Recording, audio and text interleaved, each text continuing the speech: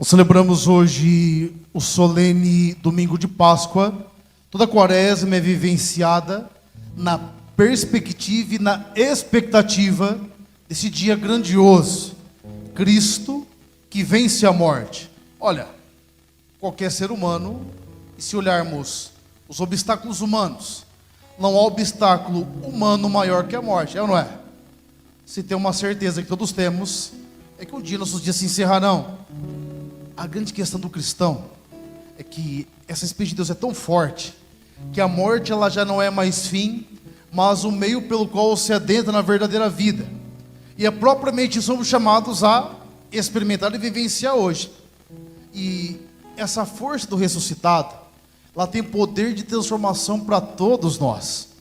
Eu gosto muito de olhar como que Pedro cresce na sua intimidade com Deus. Perceba que hoje Maria Madalena ela vai ao túmulo. Lembra o evangelho de ontem, da Vigília Pascal? A pergunta de Maria: como é que a gente vai mover essa pedra aí? Por quê? Você imagina o peso que era uma pedra para se trancar um sepulcro, e foram apenas as mulheres até lá. Ó, você vê como que é as coisas, né? Os homens tudo com medo. É ou não é? É uma mulherada que foi lá, vamos lá passar um perfume, e foram até o túmulo lá. E eu dizia ontem que aqui é um paralelo interessante entre a ressurreição de Lázaro em João capítulo 11, e tanto o evento hoje em João 20, quanto também ontem em Marcos 16, nós meditávamos essa pedra. Lá em João capítulo 11 dizia para vocês ontem, que quando Jesus vai ressuscitar Lázaro, o que ele fala? Tirem a pedra. Ou seja, ele pede que nós façamos aquilo que é para nós fazermos de fato, para que ele realize aquilo que é para ele realizar. Só que aqui é uma grande novidade. Eles chegam, a pedra rolou. Ele mesmo rolou a pedra. E qual que é a pedra que rola? A pedra da morte, que somente ele poderia vencê-la. Ele já fez isso por amor de nós. Agora a grande questão é qual a resposta que eu dou a esse grande evento que Deus já realizou em nós. É curioso um aspecto, perceba, Pedro ele chega, e o discípulo amado ele chega primeiro. O discípulo amado é interessante que ele só tem no evangelho de João, e João é identificado de fato como discípulo amado. Só que o discípulo amado ele não é apenas um tipo de discípulo, ele pode ser até um percurso ou uma parte do processo do verdadeiro discipulado. Pedro também é discípulo. Mas, gente, às vezes quando nós vemos as Sagradas Escrituras, a gente fala, mas por que o povo não acreditava? Não é? Porque uma coisa é conviver como nós convivemos, de fato, vemos as graças, a ação de Deus. Oh, mas você imagina o povo que conviveu com Jesus, gente. Pelo amor de Deus, né? O homem ressuscitou os mortos, andou pelas águas, não? Só que quando ele morre, toda a expectativa do que ele poderia fazer morre junto. Eles olham para Jesus e ficam com receio, mas será que vai acontecer algo? Porque uma coisa é ele ressuscitar alguém, outra coisa é ele ser ressuscitado. Então, fica aquela questão no povo. Mas aí, o Evangelho de João ele trabalha com uma categoria de sinal. Ele não fala de milagre. Por quê? O sinal sempre remete a um objeto que não está nele, é algo além, não é?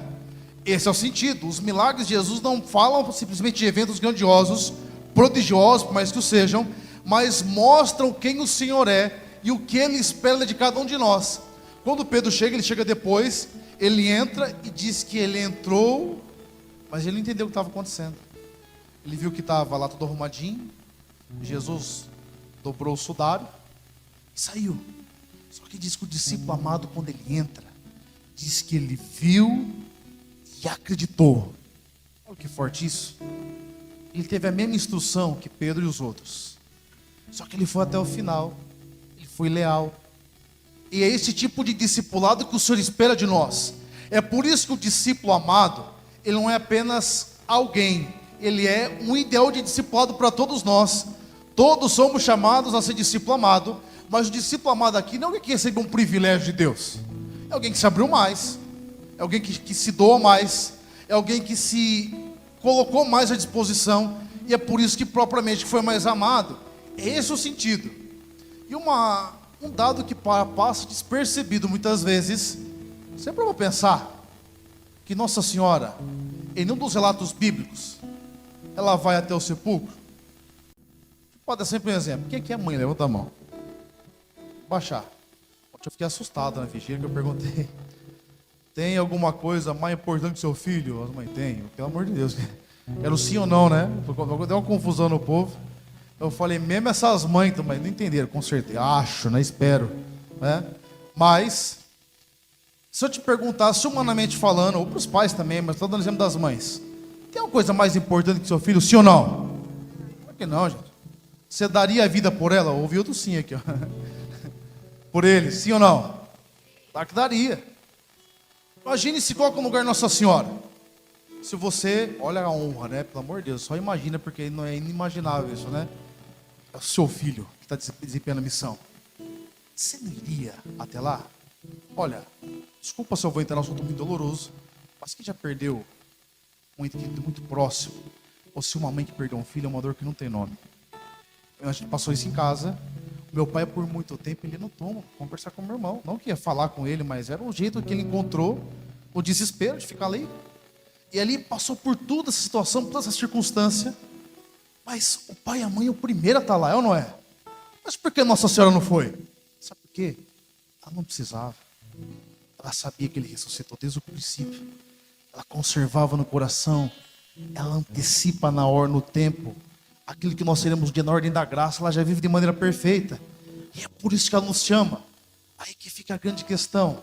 Diante da circunstância de sofrimento, diante de uma situação que contesta todos os seus princípios, o princípio da fé sobressai?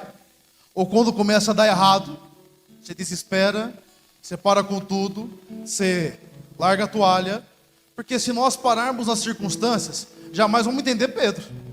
Quem participou do trido todo, na quinta-feira, né, da missa da ceia, eu gosto muito dessa passagem, que já lá em João 13, que Jesus, depois que está com a ceia, ele fala assim: olha, vocês estão aqui tudo comigo, vai todo mundo dispersar.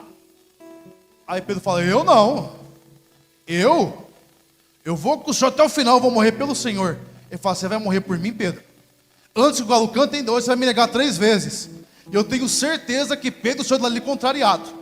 No coração até falava na quinta-feira, ele assim: vamos ver se eu vou. Agora ele vai saber quem eu sou mesmo, não é? A gente não pensa assim muitas vezes? Pedro estava motivado, ele falou assim: agora ele vai ver quem aqui é homem de verdade mesmo. Depois viu que ele ficou entregue à sua própria fraqueza e fragilidade. Só que o que Deus faz? Ele despreza Pedro. Ele descarta Pedro para sempre. Gente, o João 13 é tão forte que tem uma passagem que até hoje me questiona muito. Olha, desde muito tempo, o Senhor sabia que Judas o iria trair. E sabe o gesto que ele faz na quinta-feira santa, naquele evangelho de João 13, de molhar o pão, entregar? Já disse para vocês algumas vezes. É uma honraria. Vamos supor que você tivesse aquele melhor amigo seu que está um dia te visitando, e você fala: esse pão aqui no molho, aquele pão chuchado ali, esse aqui é para você, como se fosse o primeiro pedaço, aquele alta visibilidade ali. Ele faz isso para Judas. Sabe o que o Senhor está dizendo para Judas? Desculpa a comparação, mas diz para cada um de nós. Ele fala assim para Judas, lógico, indiretamente: o que você faz para mim não muda o que eu sou para você. Eu não me movimento por conta da traição, mas eu sou isso. O seu erro não é critério para minha movimentação, porque eu vou fazer, porque você não é. E você vai ser sempre para mim alguém que eu vou estar com a mão estendida, se você quiser se salvar. Olha a perspectiva do Senhor. Ô, gente, vamos ser sinceros. Se você soubesse que tinha um Judas ali desde o começo, qual que seria a sua ação? Ô, gente, eu já ia arrumar a treta já. Eu não ia dar muito certo, não. Não é? O que você faria? Vamos ser sinceros. Você sabia que ele ia fazer uma coisa errada? A gente já descarta. A todo tempo o Senhor insiste, como insistiu em Pedro. E por ele insistir em Pedro, quando o galo canta, Pedro se converte. É o Pedro que hoje está no primeiro capítulo, apresentando uma síntese da salvação a partir da história dele. E aí que eu queria entrar, já encerrando com vocês, o que é que Pedro nos apresenta? A possibilidade de reinterpretar a nossa história a partir de Jesus e interpretar de fato, porque aqui está o grande ponto. A palavra de Deus não pode ser alguns versículos que decoramos, alguns princípios que entendemos, mas tem que ser uma realidade que eu tenho que confrontar a minha vida.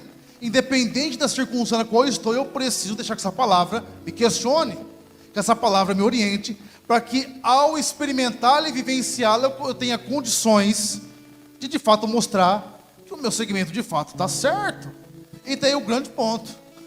A gente, quando a gente quer muito que as pessoas venham para Deus, sim ou não? Da casa nossa, não é? Aí suas crianças, às vezes alguém próximo seu. E sabe qual que é o maior erro que a gente comete? Fica chamando toda hora, gente. Sabe? É assim, às vezes acontece. Tem que ver quando mãe está muito preocupada com o filho. E fala, vai lá falar com o padre. Mas não quer falar comigo, gente. Aí vê o menino, eu olho para a cara dele e falo, é complicado, né? Então, é complicado. E fica nós se olhando aqui uns 10 minutos. Até que ele inventa uma história, conta e vai. Não estou falando que está errado ele vir conversar, não estou dizendo isso. Mas você percebe que muitas vezes o que está faltando não é que as palavras falam, mas atitudes. Porque qual que é a compreensão que quem não está na igreja tem? Ele vai olhar para a sua vida e o que de positivo aconteceu depois que você começou a caminhar, sim ou não?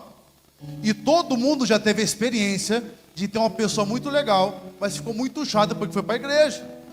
Porque parece que piora, quando na verdade tem que melhorar, ou não é? Você tem que melhorar. Se estiver piorando alguma coisa, está errado. O que aconteceu com Pedro? Ele narra a história dele a partir dessa experiência.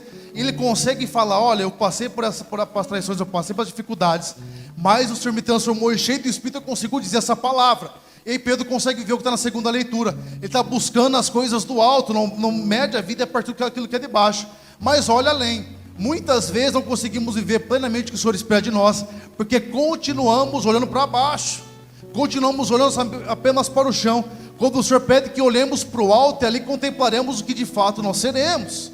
E um grande ponto que muitas vezes nos impossibilita de ver essas promessas é o sentimento de culpa que temos, que nos impede de viver o perdão pleno de Deus. Olha, Deus perdoa sempre, desde que haja arrependimento perfeito em nosso coração. A condição é que você se arrependa, sim ou não? Eu posso pedir perdão para Deus se de fato eu nem entendi que eu tenho que mudar. Por mais que muitas vezes os seus sentidos pedem, as circunstâncias te movem para isso, mas a convicção de que você tem que fazer tem que te orientar. E é isso que a gente faz. Mas, gente, se Deus te perdoou, por que você não se perdoa? Por que você não libera perdão? Gente, é claro que é difícil perdoar, não é fácil não é? E quanto mais a vida vai nos marcando, mais calejada a gente vai ficando, não é? A gente vai ficando com dificuldade de perdoar. E sabe o que vai nos inserir no nosso pior de problemas? Você não se perdoa, você não perdoa, aí você vai entrando num monte de circunstâncias. Lógico, não é o único problema, mas te fecha para a solução de Deus para uma vida resolvida. Jesus não entra na história de ninguém para fazer apenas uma reforma, ele entra para transformar, para fazer nova todas as coisas, como fez na vida de Pedro. E o mesmo Deus que age em Pedro, age em mim, age em você.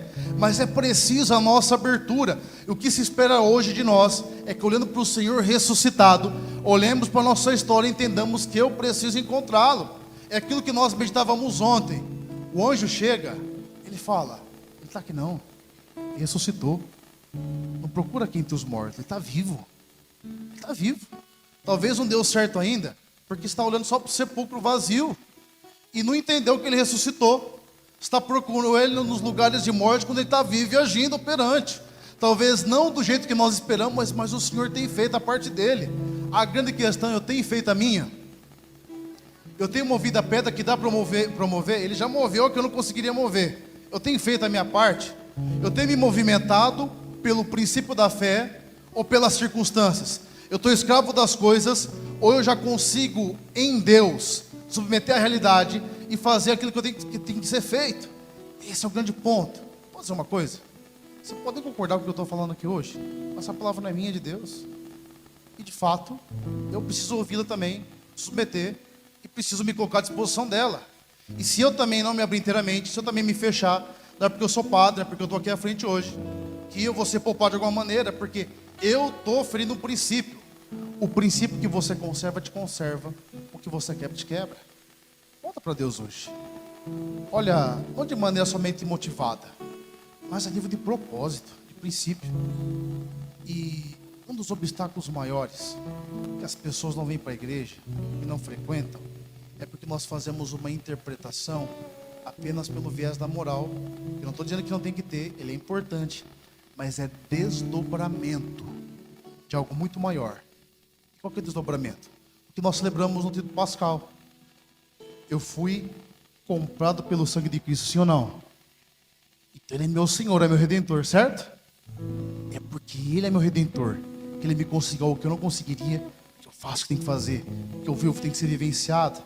Porque você conhece alguém e fala, por que eu vou na igreja? Meu pai falava isso, eu sou bom, a cabeça dele, Val. Ele fala assim, ó, não leso ninguém, não mato, não roubo, ainda bem, continua assim. Se não puder ajudar, também não prejudico. Eu tenho que ir. Eu já faço, tem que ser feito. E a gente fica escravo dessa visão superficial e não esquece que não é somente algo sobre o que você tem que fazer, é sobre o que você tem que ser, é sobre o Senhor. E essa heresia, não, eu rezo em casa mesmo, eu peço perdão direto para Deus, olha eu abençoado, absoluto, eu mesmo faço, eu mesmo me curo, não é? É a geração que não vai no médico, vai comprar remedinho, porque não entende que você viu no Google lá que está certo, você tem condição de responder. E a gente esquece que são alguns princípios que conservam a gente. Esse que o Senhor espera de nós hoje. Feche os seus olhos, baixa a sua cabeça. E essa resposta a Deus hoje?